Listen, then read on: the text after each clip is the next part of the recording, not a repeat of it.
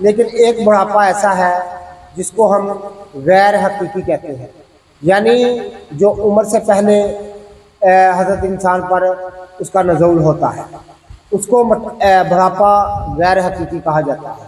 यानी उम्र से पहले ही बालों का सफ़ेद हो जाना, कमर में दर्द रहना, जमा पर कादिर ना होना, नाज़िक्राम मादा मनविया की कम पैदाइश होना, मुख्तलिफ अज़ाओं में कमज़ोरी रहना, घुटनों का दर्द, गेंठिए का दर्द, नाज़िक्राम जोड़ों का दर्द, असाबी दर्दें और दिमागी कमज़ोरी या अज़ायर ईसा की कमज़ोरी, ये वो बुढ़ापा है जो कि गैर हकीकी है।